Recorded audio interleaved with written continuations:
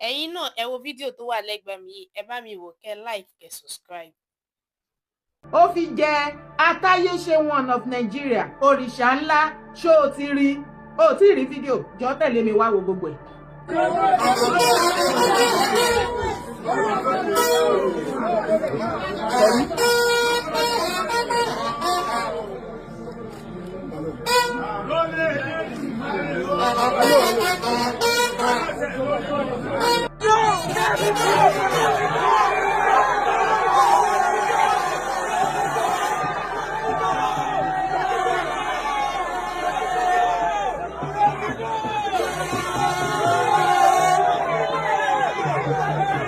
Baba don't collect him statue. You know why?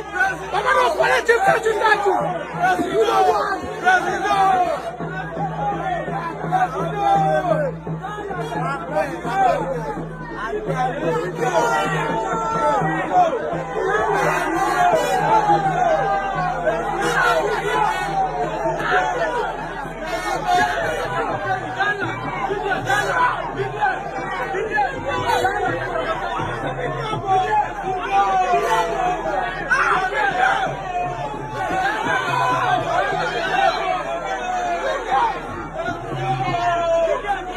Baba don't collect him statue. Baba don't collect him statue.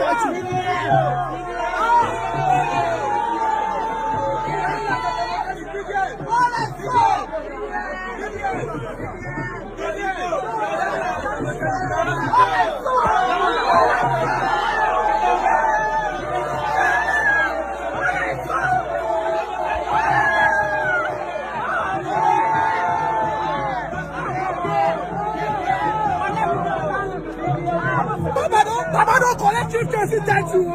Baba don't collect him statue. If you don't know, not today. You understand? Don't punish the war. Don't punish Mario Wazobia. Don't punish every Nigerian. We don't want better for this country.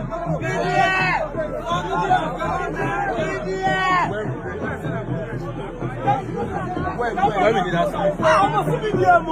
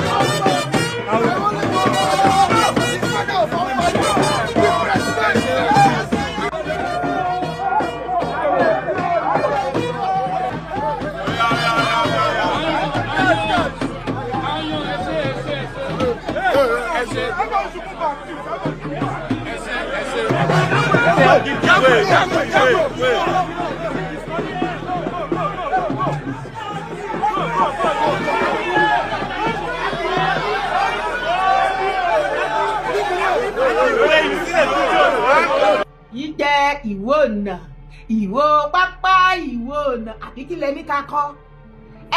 Olúwo Gúnmi Olúwo ni. Ó náà fi very dark man jẹ oyè Atáyéṣe one of Nigeria, òrìṣà ńlá.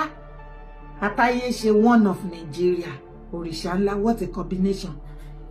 Ẹ jọ̀ọ́, ṣé kíní yẹn nítumọ̀ létí yín? Atáyéṣe one of Nigeria. Àtayéṣe one of Nigeria, òrìṣà ńlá. So VDM ti dòrìṣà. Lọ́wọ́ Sheikh Gumi Olúwo. Very dark man. Ó ní Àtayéṣe one of Nigeria, òrìṣà ńlá. So very dark man ti become òrìṣà lọ́wọ́ Gumi wo. Ayi. Ó dẹ̀ ní Ọ̀rúnmìlà, kò ń ṣòòṣà o. Ó ní àwọn Ọbàtálá ńkọ́, wọn ń ṣòòṣà o. Ó ní gbogbo àwọn òòṣà tí wọ́n kù tí wọ́n ń sìn nílẹ̀ kóòtù ajíire. Ó ní wọn kì í ṣòrìṣà pé Ọlọ́run kẹ̀yìn sí wọn. Ẹ jọ̀ọ́, ní ìgbà táwọn yẹn ń ṣòrìṣà. Okay. Very dark man, brother wa yẹn. Òun ni òrìṣà ńlá ń sìn. Ó ti dojú ẹ̀. Ọ̀rọ̀ yẹn ti ń yé àbí? Ṣó ń yé ẹ? Anyway, lórí ọ̀rọ̀ ti Gumi Olúwo, èmi ò ní ọ̀rọ̀ púpọ̀ ńbẹ̀. Because gbogbo yín lẹ rí oríṣiríṣi nǹkan tó ṣe lẹ́nu ọjọ́ mẹ́ta yìí. Ó believe pé gbogbo nǹkan tóun bá ṣe àwọn ọmọ Yorùbá a ní láti máa pariwo ẹ̀. Àwọn tó bá dẹ̀ fẹ́ pariwo ẹ̀ ló fẹ́ pariwo ẹ̀. Lọ́dọ̀ ti tèmi very dark man lèmi bá lọ́rọ̀. Ṣé rí tó lẹ́nu ọjọ́ mẹ́ta yìí ló kó àwọn kan tó dàbí eégún. Èyàn ò gbúdọ̀ pàdé wọn bọ́yẹ̀ pọ̀ bẹ́ẹ̀ lọ́nà wàá yá dànù ni wàá yá wọgbó. Kí ló dé? Ó kó wọn wá, ó lọ wá kí òun láti Saudi àbí àwọn ará north. Ó tún káwọn kan wá láti Saudi. Ó dẹ̀ ní òun o. Òun ti sọ wípé òun ò ń ṣe ọmọ Yorùbá mọ́. Ọmọ Saudi lókù tóun fẹ́ máa ṣe. Ṣùgbọ́n gbogbo àwọn council of ọba ilẹ̀ Yorùbá wọn ò retí fi gbọ́ yẹn.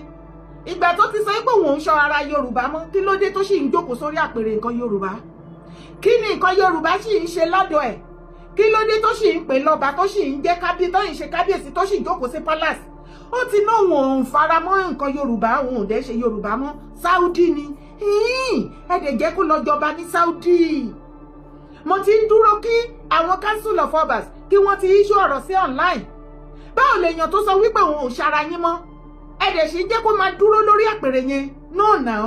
Kí ló máa ń ṣe gbogbo àwọn àgbààgbà wa nílẹ̀ Yorùbá tó jẹ́ pé gbogbo nǹkan ni wọn kì í rírò? Ó ní ìgbà tí kinní yẹn bá bàjẹ́ tán pátápátá. Kò sí wàhálà. Very dark man, my brother. For me, I don't have anything against you. You are my very good brother. Thank you for all the good work you are doing for our people. You understand? Now all of us, they join and they do everything in a little way where everybody feel do. But my own little advice for you, very dark man, you don't they do this work. Everybody, they praise you. My brother, you see that Gumi, if you don't know, we are referring to Oluwo that gave you a chieftaincy title as Sheikh Ahmad Gumi of Yoruba land. Now that kind of person you want to associate with. If you get closer to very dark man, me una call am. Me una help me call that our brother. Me una advise am. Me una tell am the truth and the whole sense to his sense. Before the water come begin, they pass.